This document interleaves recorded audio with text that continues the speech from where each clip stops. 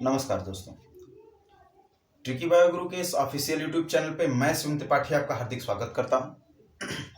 तो आइए, फिर से समय आ गया है एक अगले एक्सपेरिमेंट का। लेकिन इससे पहले हम जान लेते हैं कि कल यानी अगले वाले एपिसोड में आपने क्या क्या देखा। तो अगला वाला एक्सपेरिमेंट जो था एक सेब पर आधारित था और उस पर क्या क्या कमेंट आए हैं मैं आपको बता रहा हूँ।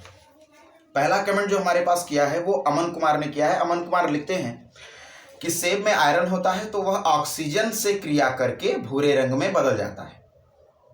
तो ये पहले कमेंट करने वाले हैं। तो अमन जी, आपका स्वागत है। आएँ और अपने एप्पल को लेकर जाएं, सेब खाएं, आपको मेरी ओर से इनविटेशन है। दूसरे राम त्रिपाठी जी जो है लिखते हैं, स्वागत है आपका। राज सरोज जी लिखते हैं एंजाइमेटिक ब्रेकडाउन के कारण सेब में जो कलर चेंज आता है वो होता है। शाहिद हसन अंसारी भी अपना जवाब लिखते हैं। अनिरुद्ध कोटारी का कहना है कि सेब में आयरन की मात्रा ज़्यादा होती है जो ऑक्सीजन से क्रिया करके आयरन ऑक्साइड बनाता है, जिसके कारण वह लाल रंग का दिखाई देने लगता है।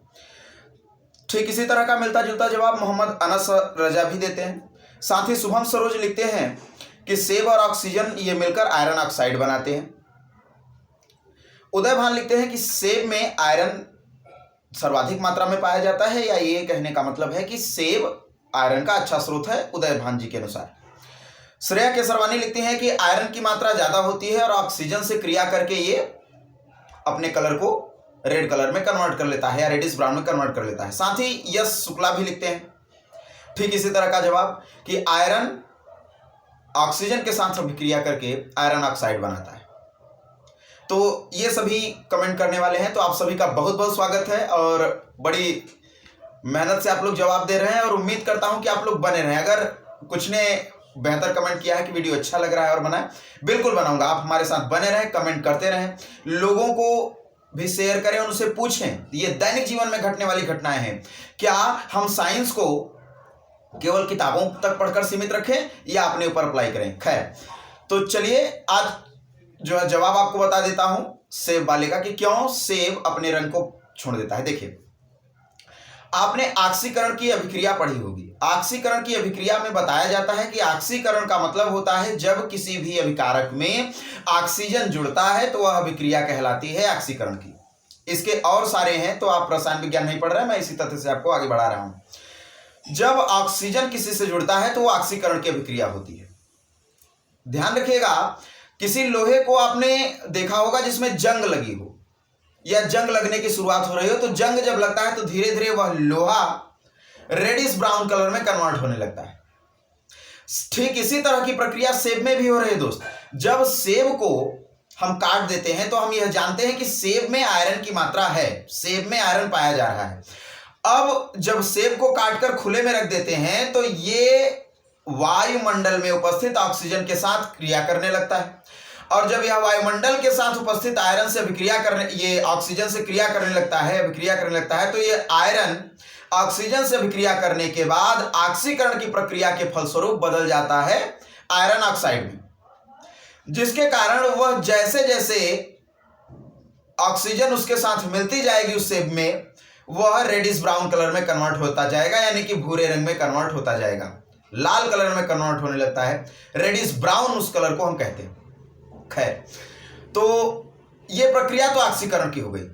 अब उसको बचाएं कैसे? कैसे हम यह करें कि वो सेब में रेडनेस ना आए? तो उस सेब को प्रिजर्व करने के लिए आप उसके ऊपर नींबू का रस लगाएं, वह सेब नहीं कन्वर्ट होगा, आयरन के साथ ऑक्सीजन अभिक्रिया नहीं कर पाएगी और आयरन ऑक्साइड नहीं बन पाएगा, यानी वह उसका सुरक्षा कवच हो जाएगा नींबू का रस। तो उम्मीद करता हूं जवाब आपको बढ़िया लगा होगा। तो इस तरह से आप अपने एप्पल को बचाएं। आज एक और नया एक्सपेरिमेंट आपके सामने और एक नया चैलेंज। तो तक अगर जिन्होंने वीडियो को सब्सक्राइब नहीं किया वो प्लीज सब्सक्राइब कर लें और अपने दोस्तों के साथ शेयर करना ना भूलें। तो चलिए दोस्तों, आज के बेहतर और मजेदार एक्सपेरिमेंट के साथ आपका स्वागत करते हैं। देखिए, हमारे पास है कुछ किशमिश के दाने, ये कुछ ग्रेप्स हैं, कुछ अंगूर हैं। अच्छा, अंगूर का साइंटिफिक नेम बता दे रहा हूं, इसको कहते हैं विटिस वेनिफेरा। फिर से रिपीट कर रहा हूं, अंगूर का साइंटिफिक नेम है विटिस वेनिफेरा। तो मेरे पास अंगूर है, ये किशमिश है, ये एक टब का है और ये एक बोतल पानी। ध्यान दें, इसका करने क्या वाले। तो ध्यान दें कि जब मैं डायरेक्ट मुद्दे पर आता हूं, ये खाने के लिए नहीं है। जब इस अंगूर को सुखाया जाएगा तो यह किशमिश में कन्वर्ट हो जाता है। जब इस अंगूर को सुखाया जाता है तो यह किशमिश में बदल जाता है। तो अब आपके बात तो एकदम समझ में आ रही होगी कि किशमिश क्या है? अंगूर का सूखा हुआ भाग। अच्छा, जब अंगूर का सूखा हुआ भाग किशमिश है तो अब हम करें क्या? इस अंगूर को मैं पानी में डाल रहा हूं। देखिए, पहले मैं इस किशमिश को यहां पे मैं पानी में डाल दे रहा हूं। ये किशमिश को मैं पानी में डाल दे रहा हूं, ठीक है, इसमें डाल दिया। अब मैं इस वाटर को इसके साथ मिक्स कर रहा हूं। ध्यान से देखिएगा, यहां पे मैंने मिक्स कर दिया, ठीक है। ये पूरी तरीके से किशमिश के दाने इसमें डूब गए हैं। ध्यान दीजिएगा, वाटर लेवल आप देख सकते हैं, ये जो है यहां तक आपका पानी है इसमें। तो मेरा कहने का मतलब ये है दोस्त, देखिए पूरी तरीके से डूबा हुआ है। आप ये देख सकते हैं किशमिश के दाने पूरी तरीके से आपको इसमें डूबे हुए नजर आएंगे। अब इसको इस तथ्य से पर्दा तो मैं कल उठाऊंगा और इसका आधा एक्सपेरिमेंट आप जानते हैं कि नेक्स्ट एपिसोड में आपको मिलेगा। खैर, आज का प्रश्न सुने। जैसे मैं कह रहा हूं कि अगर इस अंगूर को हम सुखा रहे हैं तो यह किशमिश में बदल जा रहा है, फिर हम इसको पानी में डाल रहे हैं, तो आप यह बखूबी जानते हैं और जान चुके होंगे वीडियो के दौरान कि जब इस अंगूर को पानी में डाल रहे हैं तो यह फूल कर फिर से अंगूर की तरह होने का प्रयास करेगा। यस, एम आई राइट? ठीक, बिल्कुल। लेकिन मेरा प्रश्न यह है कि आखिर ऐसा हो क्यों रहा है? आखिर ऐसा हो क्यों रहा है?